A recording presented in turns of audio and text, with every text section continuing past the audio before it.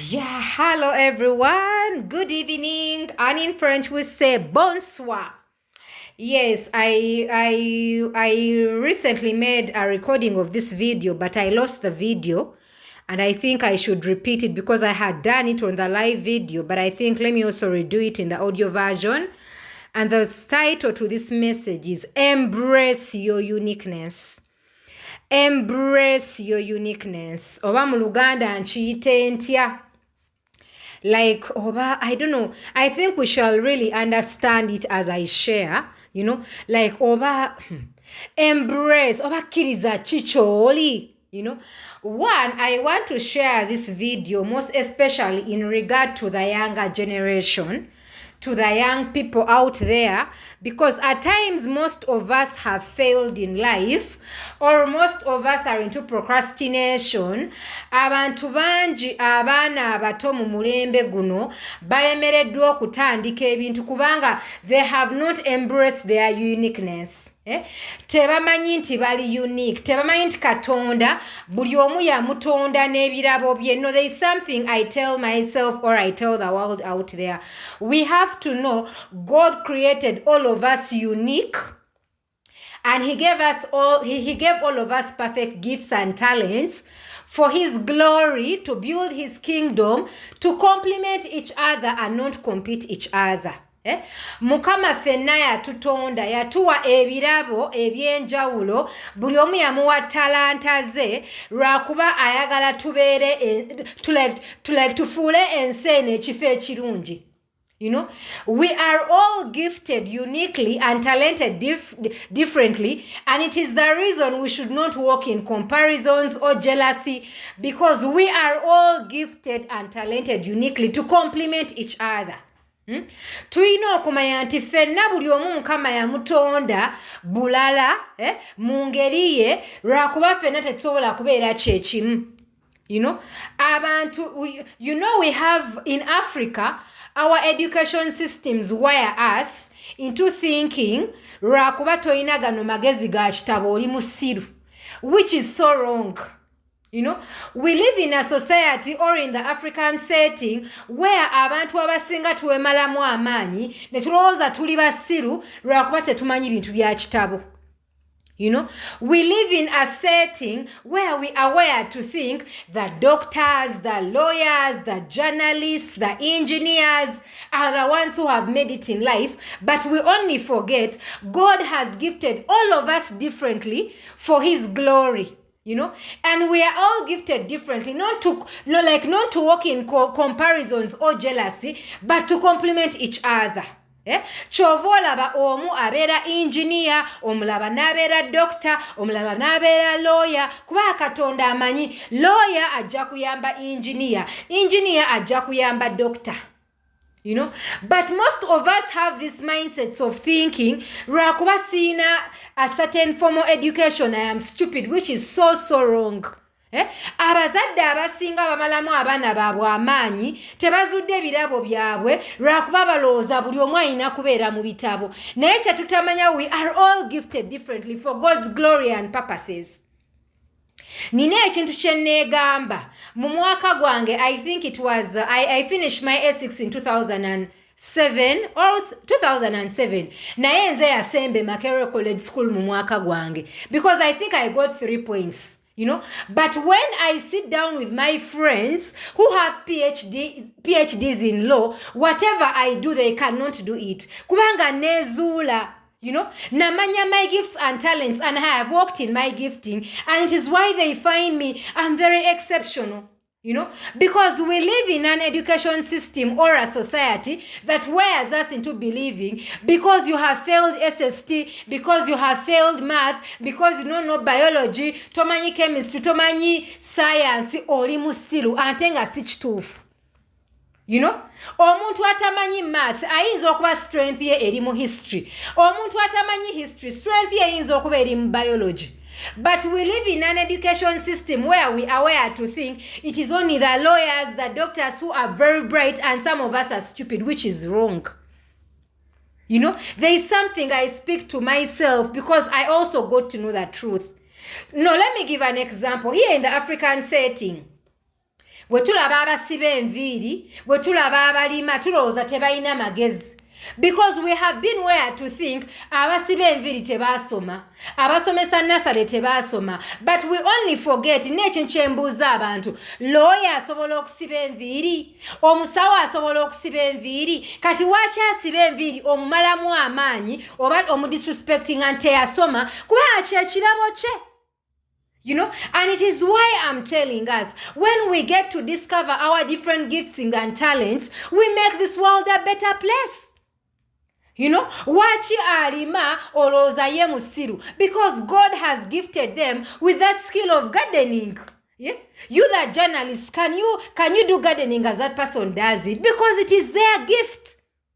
You know, we have to know we are all born with a purpose in the world, and it is the reason most of us never discover our purpose because we are looking at the cares of the world. No, most of us have been wired into thinking we have to be in 8 to 5 jobs, which is wrong. You know, there is something I tell myself: a life of purpose is better than a monthly paycheck. Obulamu obuliko ekigendererwa businga omuntu afuna omusaala aba milioni 5 omwezi kubanga okitegedde Katonda kye yakuyitira okukola ku nsi. You know, at times the reason parents bamalamu abaana amaanyi omuzadde n'olowooza nti omwana w'omusiru kubanga olowooza tetegera ebintu bya class, but that is wrong. You know, it is why I encourage parents tunuulira omwana oyo ng'akyali muto olabe ebiramu bye n'ettalanta omuyamba okubitambuliramu oleme mumalira budde ng'ali mu bitabo ebigenda obigenda mumalira obudde ali awo asomye amaze S6 atudde n'ekipapula kye tagenze Makerere naye nga singa yeezuula nga bukyali yandigenze wala. You know, there is something I tell myself. Most of us have been, but no, I'm telling you, we are all gifted differently. Some people are gifted in the business world. Some people are gifted in gardening. Some people are gifted we all have different gifts and talents. And it is the reason I speak to young people. Lekera okwemalamu amanyi tewasoma oli musiru. Kuba Katonda ina kye yakuwa kye yakuteekamu ky'olina okwezuula or making enseno a better place. You know, fena tetsobola kubeera ba teacher, ba lawyer, ba engineer kubanga we have to complement each other. Lawyer yetaaga doctor, teacher yetaaga journalist kubanga it is how God created us with different gifts and talents to complement each other in the world and not to compete. You know, it is why I tell myself in this journey of life, compete with yourself, because whenever you compete with yourself, you produce better results. You know, there is healthy competition in school, but whenever you compete with yourself through comparisons, you are not helping yourself because we are all gifted differently for God's glory and purposes. You know, it is why you have to embrace your unique gifts and talents and walk in them because we are all gifted differently for God's glory and to complement each other. You know, now let me speak to that generation. Most young people are looking for office jobs. Buli omu ali awo atudde alinda connection. Neni n'ekintu kye ngamba abaana mu guno omulembe. Buli omu asomye. Abakatuula emyaka 2 ne degrees zaabwe ne master tebalina mirimu. Bano batandika university omuzadde atunze ebintu. Ono atandika secondary. Ono atandika, and I'm telling you there are no jobs because we have not learned certain truths. We all think we have to be in the office. Atakola 8 to 5 job loser.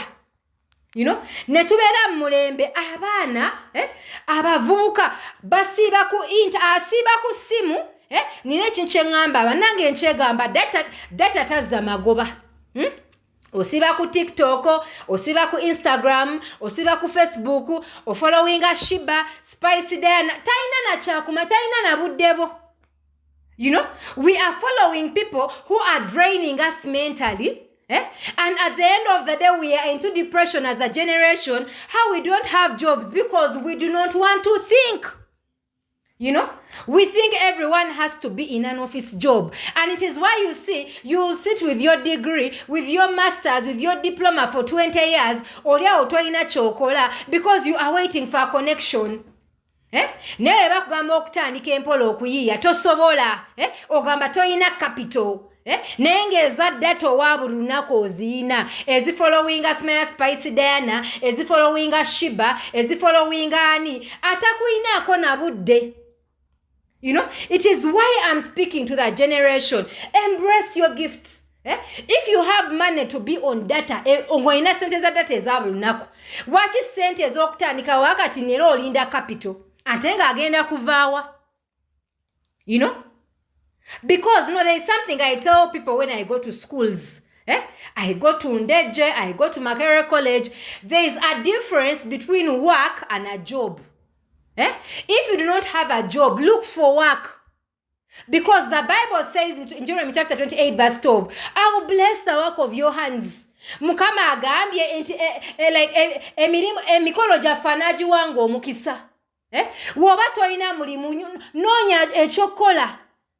Naye abasinga ajja kugamba ndi mwana we Makerere nsiika ntya chips ndi mwana we Makerere njoza ntya ngoye kankubuulire degree ng'oli awo wasoma ng'oli awo osabiriza tekuweesa kitiibwa.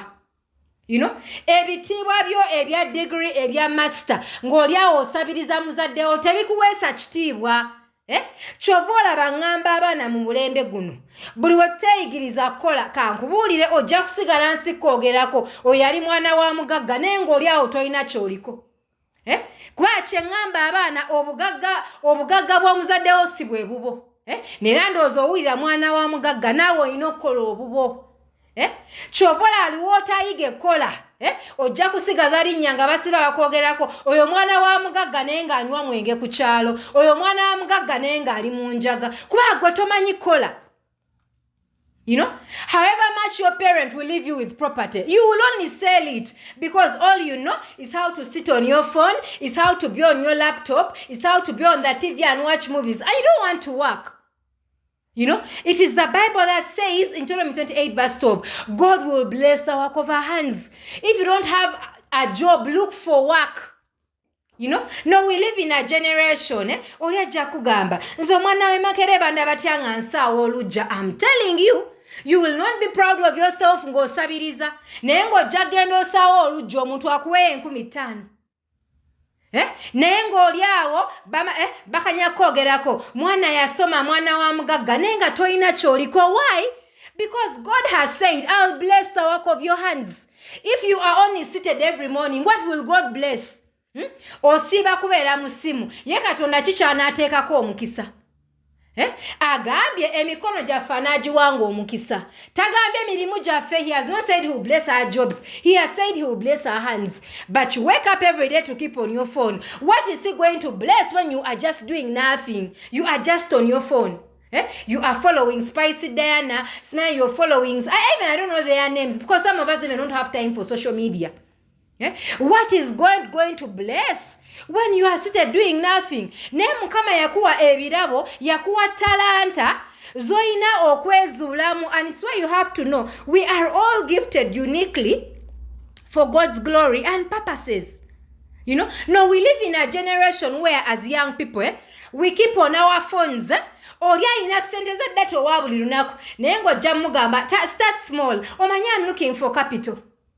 You know, and it is why we are drained as a generation. Then you are on your phone, you are following people's statuses, you are following people, you know, I'm telling you, you are looking at how your friends are getting married, how they are getting engaged, how they are building houses, but you're naturally and you're into stress because you have not known certain truths. You have not known into omuntu buli w'otuula n'olowooza. Ne Mukama like no, because whenever you sit and you're doing nothing, God has nothing to bless. You know, we have these phones. We are in a generation where we have a lot we can utilize with social media than just being on our phones and watching pornography and watching things that are turning on our bodies and watching things that drain our mental wellness. There is a lot to do on this phone. No, let me give an example. There are very many free and online courses nga tewetaaga sente ku simu yo. Naye nga data oyo gw'okozesa obudde obwo osobola buteekamu data oyo osobola muteekamu ne weeyigiriza online course nga bya bwereere. naye oli awo onoonya mulimu kati n'osanga abaana abawala yasoma tannafuna mulimu she's so stressed alaba ddala okukola emirimu gy'awaka gimutwala mu depression but you hardly know probably omaze okusoma you are in a season mukama ayagala oyiga okukola emirimu in that wonaafunira omulimu n'ogenda mu bufumbo it is a preparation season but most people get into depression alabira ddala akola atya emirimu gy'awaka no we live in a generation ojja gamba mwana omuto alonde ekisaani kajja kugamba sinze because we are training our children we are training them to take work as an obligation buli kimu kya ssente n'okulongoosa w'abeera ajja kugamba mami ompa mmeka and that is the generation no I share these things out of experience personally I grew up when I did not want to work because I thought it was a normal thing. But because I have known certain truths, it is why I want to help an entire generation. It is why I'm telling someone out there, just because you failed biology, just because you failed math, just because you failed SST, techikufuula musiru. Ekirabo kyo kiyinza okuba kiri mu kintu kirala ate nga wakitambuliddemu kijja kutwala wala because you have discovered your uniqueness. You have embraced your uniqueness. No, there are things I tell people. At times we have failed to embrace our uniqueness, and it is the reason why so many people are into depression. Abantu abasinga tetwekkiririzaamu twemalamu amaanyi. Ate nga nina kye ŋŋamba abantu buli wootezeemu manyi tewali agenda gakuzaamu kubanga ensi gye tubeeramu the world fights hard to keep us low. It is why you have to embrace your uniqueness and know God created you for a reason and for a purpose in the world. N'abantu abasima entaana ng'abantu bafudde Katonda kye yamuyitira amanyi oyo Katonda yamutonda ng'anywayo waragi n'asima entaana kuba singa tugendayo nga tewalasobola gisima tewalasobola kusima ntaana eyo tuba tetusobola kuziika abantu naye mukama yamanya papasi y'omuntu oyo kusima ntaana nte kyova tolina muyisaamu maaso but we live in a world where most of us are into comparisons and it is why we have not embraced our uniqueness. We all have to know. The Bible says, I think it is James chapter 4 verse 17. It says, every good and perfect gift comes from God. Bible yegamba nti ebirabo biva wa Katonda. Nti buli kirabo ekirungi kiva wa Katonda. Kyovola buli wowalana omuntu olw'ebirabo bye Katonda gw'oba owalana. Wokeera n'oteeka omuntu n'ombeerako ne fitina mu office mu society buli Katonda gw'oba owaka yamuwa ebirabo ebyo. Atali nti ngenze wa jjajja kweraguza kumpa amagezi nga mukama ye yagampa buli wongolokerako obogolokera Katonda ba ye yampa amagezi ago. And it is why I speak to myself. Comparisons steal our peace. They steal our mental energy. They drain our mental wellness because you have not embraced your uniqueness. The reason why we find, let me give an example. Because I also had it. The reason why very beautiful women and very handsome men are very insecure because they have not embraced their uniqueness. Abantu abasinga tebekkiririzaamu because they don't know that they are unique. Olowooza nina kubeera ng'oli n'obeera mu comparing. I'm telling you, why do you compare yourself? Because you have not known you are unique. Mukama ayina gwe yawa akabina ayina gwe yawa entumbwe kakankubuulire there are things we have to know and none of us is perfect. Even that one you see that is perfect naye they have their insecurities they won't tell you but because you admire them. It is the reason I'm speaking to that generation. Embrace your uniqueness and you will be a better person. Just because you are struggling in life does not mean that you are a failure.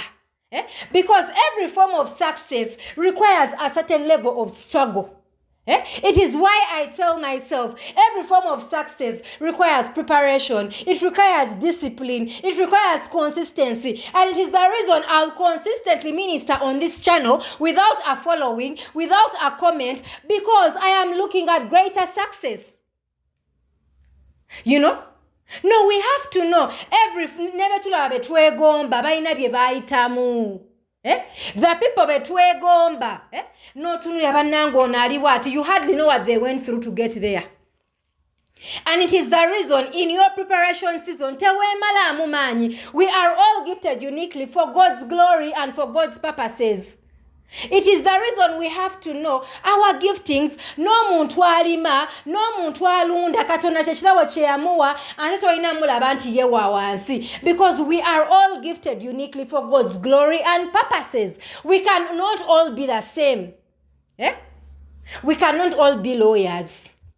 No, we live in a generation, no sanga omwana, nze nasoma Makerere banda batyanga. No, I'm telling you, naye nga ali mu kusabiriza omuzadde yamuwa ssente amutaddemu ssente, and you are asking parents, lwaki otunda property okusomesa omwana agenda okutuula obutuuzi? Lwakuba tomutozudde ebirabo bye nga bukyali. No, there is something I tell myself. Most of us go to the university and do courses even that we do not want because we have not known our uniqueness.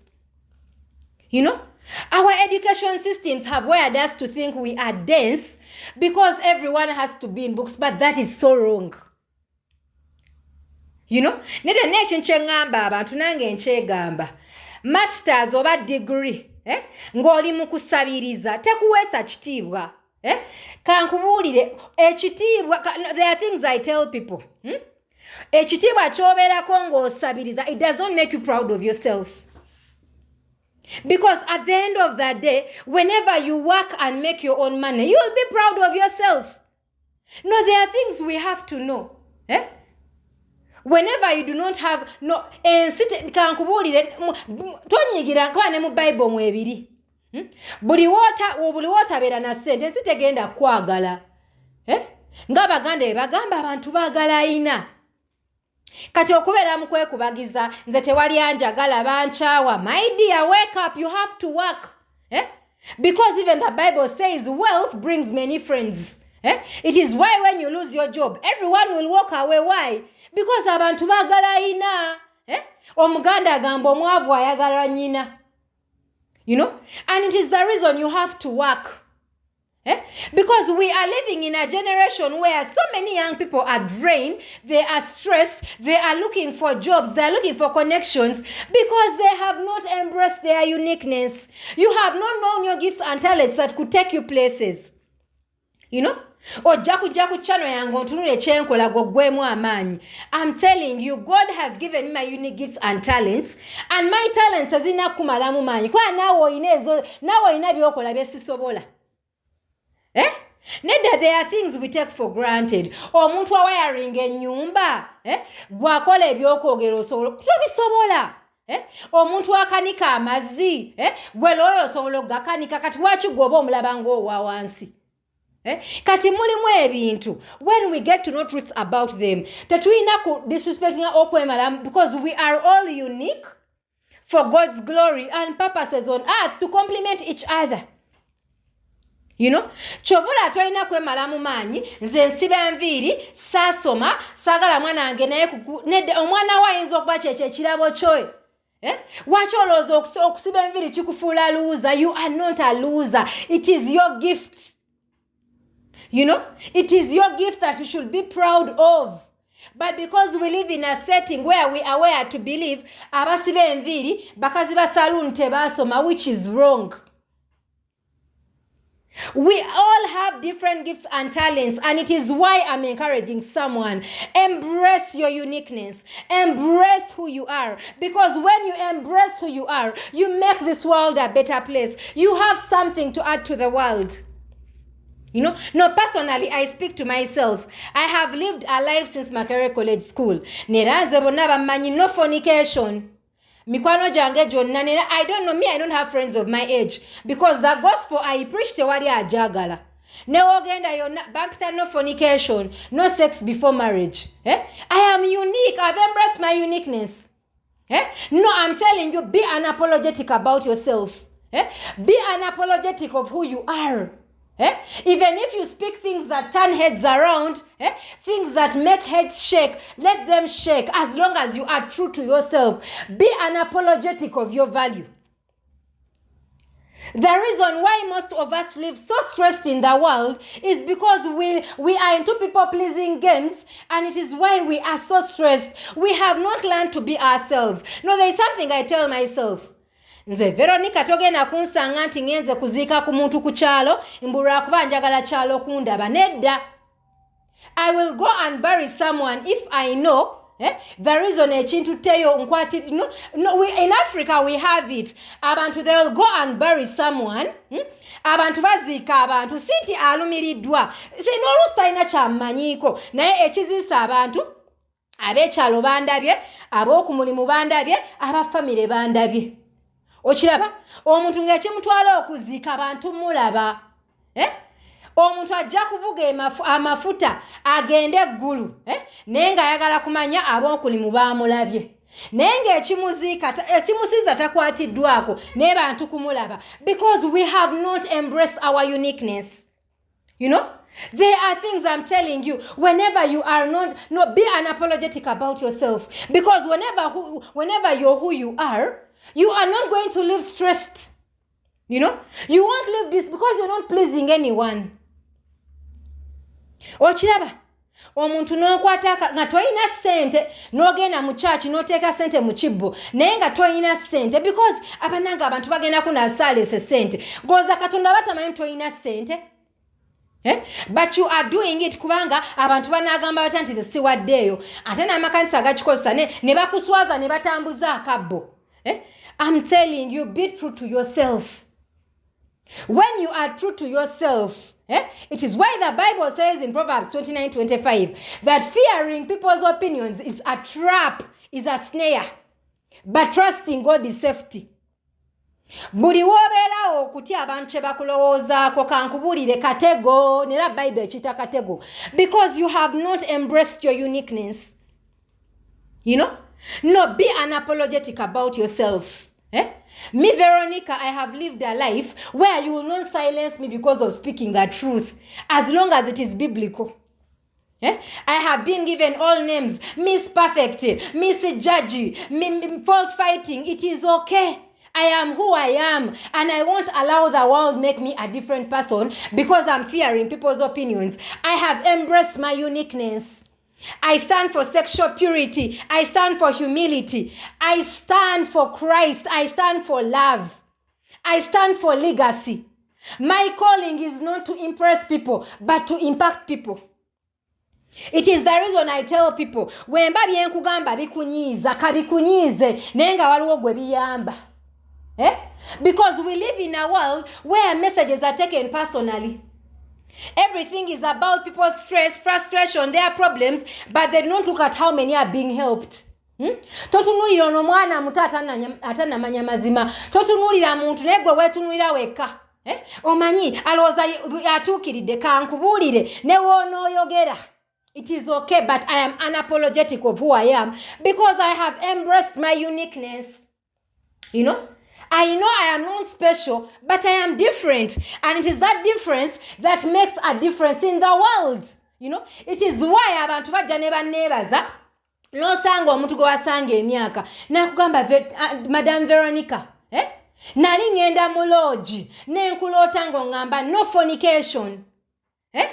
At the end of the day, that is an impact on someone. It is why I find people who have battled n'enjaga n'akugamba Madam Veronica nava ku njaga gwe yanyamba. Wansindikiranga ebintu nga binyiiza naye bye byanyamba okuva ku njaga, and that is the impact God has called me to do. I am not here to please people but to impact lives. It is why I tell people some of our callings are not for audiences, they are not for applause, but they are for that one person Mukama gwe yeetaaga. Okuyitibwa okundiko si kwa kusanyusa bantu naye kuyamba muntu omu oyo gwe nnyamba buli lunaku. Mukama n'atwala ekitiibwa nga tekidda wange. Ky'okola byenjogera biba bikunyiiza kyema nkugamba channel giveeko. CEO Mukama takumpitidde. Because I have not been called to please people but to impact lives. To legacy. You know? That legacy you live in people's lives is what matters. And it is why I'm telling us, embrace your uniqueness. My uniqueness is impacting lives. It is not to excite people. You know?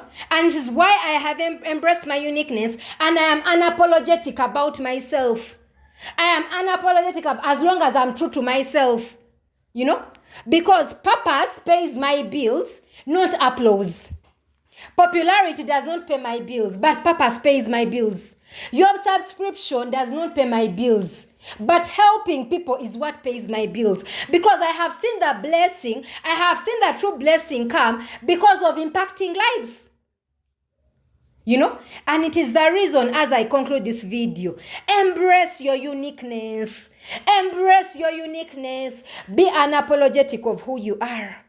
Because God has gifted all of us differently to complement each other and not to compete, to make this world a better place. And it is the reason someone's gifts and talents should not make you jealous or envious, because we are all unique for God's glory and purposes.